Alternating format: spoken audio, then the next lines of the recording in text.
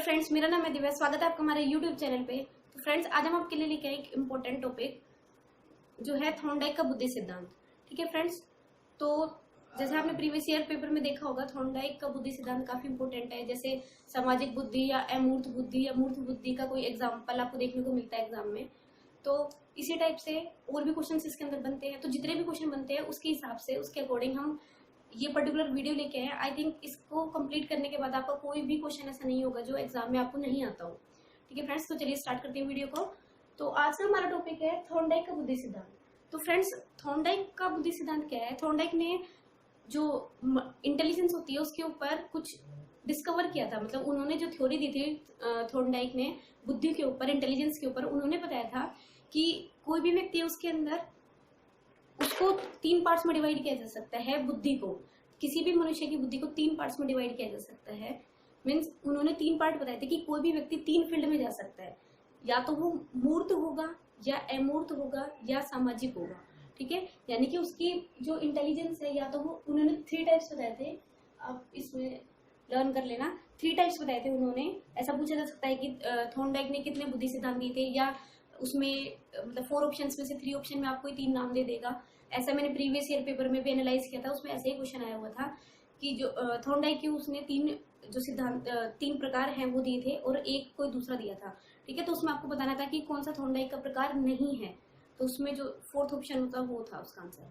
ठीक है फ्रेंड्स, तो चलिए स्टार्ट करते हैं इसको। तो थॉर्नडाइक ने बुद्धि के 3 प्रकार बताए थे। उन्होंने फर्स्ट बताया कि मूर्त बुद्धि के बारे में।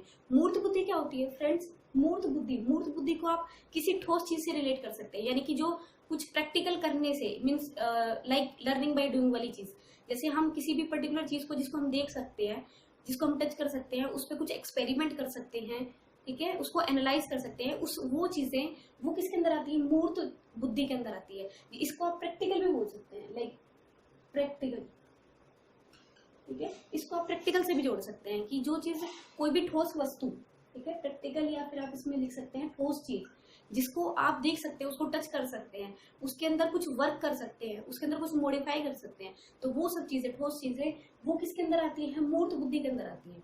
ठीक है फ्रेंड्स, तो मूर्त चीजों के अंदर कौन सा, उन्होंने बताया था कि मूर्त बुद्धि ऐसी बुद्धि होती है जो प्रैक्टिकल से रिलेट करती है। लाइक जैसे जो हमारे इंजीनियर्स होते हैं, और इस तरह की जो बुद्धि वाले लोग होते हैं वो ज्यादातर इंजीनियरिंग फील्ड में जाते हैं। जैसे क्योंकि वो मशीन्स हैं, तो वो क्या करते हैं, उन मशीन्स के अंदर कुछ चेंजेस कर देते हैं। जैसे मशीन के अंदर, जैसे आपने देखा है कि कोई भी इंजन है तो वो टाइम टू टाइम जो है अलग अलग गाड़ियां बनती है, अलग अलग बाइक्स बनती है, तो उनके अंदर अलग अलग मशीनरी होती है। तो वो क्या होता है कि वो पर्टिकुलर, वो मूर्त बुद्धि का एग्जाम्पल है। क्योंकि उसके अंदर क्या होता है कि जो पर्टिकुलर इंजीनियर होता है वो क्या करता है, अपने माइंड का यूज करके उस चीज को कन्वर्ट कर देता है। मीन्स उस चीज को मॉडिफाई करता है कुछ अलग चीज बनाने के लिए, उसी से रिलेटेड कुछ मॉडिफाई करके एक नई चीज, एक नया प्रोजेक्ट हमारे सामने तैयार कर देता है। ठीक है फ्रेंड्स, तो ये है मूर्त बुद्धि। ठीक है, उन्होंने बताया था कि जो प्रैक्टिकल चीजों से, ठोस चीजों से रिलेट करता है, जिसको ठोस चीजों की नॉलेज होती है, जो ठोस चीजों को सोल्व कर सकता है, मीन्स इससे रिलेटेड जो भी प्रॉब्लम्स है उनको सोल्व आउट कर सकता है। ठीक है, वो व्यक्ति मूर्त बुद्धि के अंदर आता है। इसके अंदर उन्होंने इसका एग्जाम्पल, जैसे एग्जाम में काफी बार आता है, लाइक जैसे कुछ भी दे दिया आपको, इंजीनियर है तो वो किससे रिलेट करता है? इंजीनियर किससे रिलेट करता है? मूर्त बुद्धि से, क्योंकि इसका रिलेशन किससे है? मशीन से। ठीक है फ्रेंड्स, इसका रिलेशन किससे है? मशीन से। और मशीन कैसी? एक ठोस चीज है। मीन्स अगर ये व्यक्ति इंजीनियर अगर चाहे तो उस मशीन को मॉडिफाई कर सकता है, उसके अंदर कुछ चेंजेस कर सकता है। ठीक है, और एक नया प्रोजेक्ट, एक नई चीज बना सकता है। जैसे मैंने अभी आपको बताया कि गाड़ी के अंदर जो पार्ट्स होते हैं, तो क्या करते हैं जो इंजीनियर्स होते हैं, वो टाइम टू टाइम, मतलब उसके अंदर कुछ ना कुछ चलते रहते हैं शोध, और वो फिर कुछ नया प्रोजेक्ट, नई चीज बनकर हमारे सामने आ जाती है। तो वो कहाँ से बनती है? वो एक मूल चीज से ही बनती है, पहले किसी चीज से ही बनती है, और वो चीज किसी ठोस होती है। तो ऐसे ही लोग इस फील्ड में जाते हैं जिनको ठोस चीजों के बारे में बहुत अच्छी नॉलेज होती है, जिनका इंटरेस्ट ठोस चीजों की तरफ, मैकेनिकल चीजों की तरफ जिसका इंटरेस्ट होता है, वो जाते हैं। ठीक है फ्रेंड्स, इसके अंदर आ गए इस तरह के। ठीक है, जैसे इसके अंदर आप डॉक्टर भी यूज ले सकते हैं। डॉक्टर, क्योंकि डॉक्टर भी क्या है, वो भी कुछ इक्विपमेंट्स का ही यूज करके कुछ ना कुछ चेंजेस करते हैं। मीन्स कुछ ना कुछ टाइम टू टाइम चेंज करते रहते हैं। तो वो भी किससे रिलेटेड है? वो भी क्या है? मशीनरी से, मीन्स मूर्त बुद्धि से रिलेटेड है। ठीक है, जैसे कि कोई भी कारीगर जैसे मूर्ति बनाने वाला है, वो भी क्या है? वो भी ठोस चीज है, उसको मॉडिफाई करके एक नया रूप दे रहा है। ठीक है। तो इसके अंदर आप शिल्पकार या मूर्ति बनाने वाला, ठीक है, शिल्पकार या मूर्तिकार जो भी है उसको आप ऐड कर सकते हैं, ठीक है फ्रेंड्स। तो ये एग्जांपल थे मूर्त बुद्धि के, यानी कि जो किससे रिलेट करता है, ठोस चीजों, प्रैक्टिकल चीजों से रिलेट करता है। तो जहाँ पे भी आप कुछ मॉडिफाई, कुछ पर्टिकुलर किसी ठोस चीज का यूज करके मॉडिफाई करने वाला आ जाए, तो वहां पर आपको क्या ठीक करना है, मूर्त बुद्धि, ठीक है फ्रेंड्स। नेक्स्ट हो गया इसके अंदर, अब सेकंड आता है अमूर्त बुद्धि। अमूर्त बुद्धि में उसमें क्या होता है, वो जस्ट इसका अपोजिट हो जाएगा, मूर्त बुद्धि का अपोजिट हो जाएगा अमूर्त बुद्धि। अमूर्त का मतलब होता है जो आपको दिखाई नहीं देता है, दिखाई नहीं। अमूर्त का मतलब होता है जो दिखाई नहीं देता, जिसकी सिर्फ कल्पना की जा सकती है, वो चीजें अमूर्त बुद्धि के अंदर आती है। जैसे कुछ लोग ऐसे होते हैं जिनका जो थिंकिंग है वो बहुत स्ट्रोंग होती है, जो मेंटल पावर होती है, थिंकिंग पावर होती है, या हाइपोथेसिस जो पावर होती है बहुत स्ट्रोंग होती है। मीन्स जो अपनी कल्पनाओं से एक किसी चीज को नया रूप दे देते हैं। जैसे हमारे कहानीकार होते हैं, वो क्या करते हैं, अपने शब्दों का यूज करते हैं, ठीक है फ्रेंड्स। तो वो शब्द, उन शब्दों का यूज करके किसी पिक्चर को नया रूप दे देते हैं, किसी स्टोरी को बिल्कुल एक अलग ही चीज बना देते हैं, मतलब उसको एक अलग ही मॉडिफाई करके एक नई चीज बना देते हैं, ठीक है। तो मतलब वो क्या होता है, और जैसे अगर हम किसी स्टोरी को रीडिंग करते हैं तो उसके अंदर उन शब्दों की ही प्रभावशीलता होती है जो हम उस चीज को देखे बिना उसकी कल्पना कर लेते हैं। जैसे कि कोई भी वो सीन के बारे में बताता है तो उस सीन को हम अपने माइंड में इमेज करने लग जाते हैं, हाँ ऐसा होगा, मतलब उस पर्टिकुलर स्टोरी को हम अपने माइंड में, हमारे चीज सामने वो फिल्म की तरह वो चीजें चलने लग जाती हैं, ठीक है फ्रेंड्स। तो ये किसकी वजह से होता है, ये उनके शब्दों की वजह से होता है। हम उस पर्टिकुलर चीज को, उस चित्र को देख नहीं सकते। वो जो चित्र है, जिस स्थिति का, जिस परिस्थिति का उसने वर्णन किया है, उसको हम देख नहीं सकते, ठीक है। लेकिन इन शब्दों का यूज करके हम अपने माइंड में उसके लिए इमेज क्रिएट कर लेते हैं। तो इस तरह के लोग, यानी कि जो जिसमें चीजें दिखाई नहीं देती है, फॉर एग्जाम्पल जिसमें सिर्फ शब्दों का यूज कर लिया, ठीक है। ऐसे ही जो हमारे आर्ट होते हैं, क्रिएटिव लोग होते हैं, वो क्या करते हैं, अपने आप से कल्पना करके नए नए रूप दे देते हैं, ठीक है।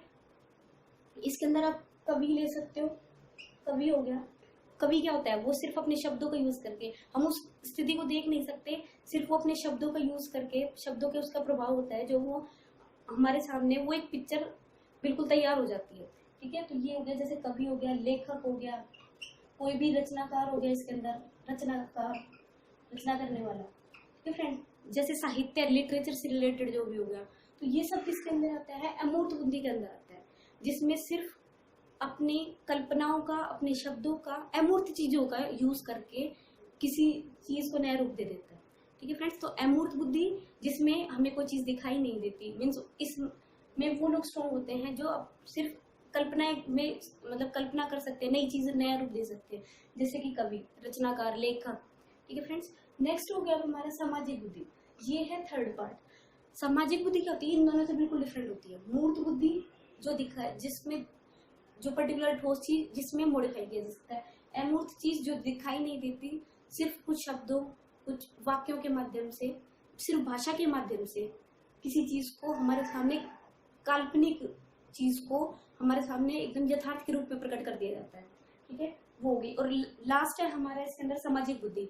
सामाजिक बुद्धि होती है जो समाज से रिलेट करती है, इसका तो नाम से ही क्लियर है, जो समाज से रिलेट करती है, ठीक है, जो हमारे सोसाइटी से रिलेट करती है, समाज से रिलेट करती है। तो समाज से कैसे रिलेट करती है, जैसे जो कुछ लोग ऐसे होते हैं जो मतलब एक पर्टिकुलर पोजीशन पे जाने के बाद सिर्फ समाज के बारे में सोचते हैं, जैसे कि हमारे नेता हो गए, तो वो क्या होता है कि समाज के कल्याण के बारे में सोचते हैं, ठीक है। जैसे कि इसके अंदर नेता को इंक्लूड कर सकते हैं, या फिर कुछ धार्मिक संस्थाओं को भी इंक्लूड करते हैं इसमें। धार्मिक संस्थाएं मीन्स, धार्मिक संस्थाएं कैसी, जो मतलब लोगों के वेलफेयर के लिए काम कर रही है। कुछ ऐसी ऑर्गेनाइजेशन जो लोगों के वेलफेयर के लिए, लोगों के उत्थान के लिए काम करती हैं, जो सोसाइटी के अंदर लोगों के बेनिफिट के लिए काम करती है, कुछ ऑर्गेनाइजेशन, उनको धार्मिक संस्थाएं हो गई, या कोई सामाजिक जो संस्था है, सामाजिक संस्था, ठीक है। तो इस तरह की जो संस्था है जो लोगों के लिए, इसका मेन मोटिव क्या है, इसका मीनिंग क्या है, कि जो लोगों के कल्याण के लिए, यानी कि समाज के कल्याण के लिए, समाज के कल्याण के लिए जो काम करते हैं, वो हो गए सामाजिक बुद्धि के अंदर। इस तरह के लोग दार्शनिक भी होते हैं। दार्शनिक इसके अंदर दार्शनिक मीन्स जो दूर समाज के कल्याण के लिए कुछ सोचते हैं, ठीक है। तो इस तरह से ये चीज हो गई फर्स्ट। आई होप आपको ये क्लियर हो गया होगा।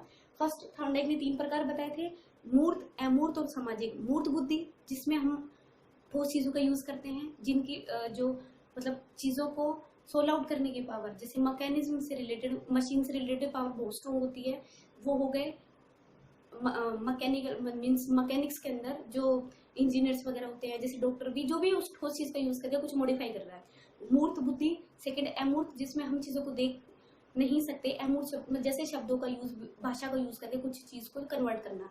थर्ड हो गया हमारा सामाजिक बुद्धि, जो समाज के लोगों के लिए काम करते हैं, समाज के वेलफेयर के लिए काम करते हैं, ठीक है। जैसे उसके अंदर हो गए दार्शनिक हो गए, या फिर कोई भी ऑर्गेनाइजेशन हो गई, धार्मिक जो संस्था है, या फिर कोई जो समाज कल्याण के लिए जो संस्थाएं काम कर रही है, वो सब सामाजिक बुद्धि के अंदर आती है, ठीक है फ्रेंड्स।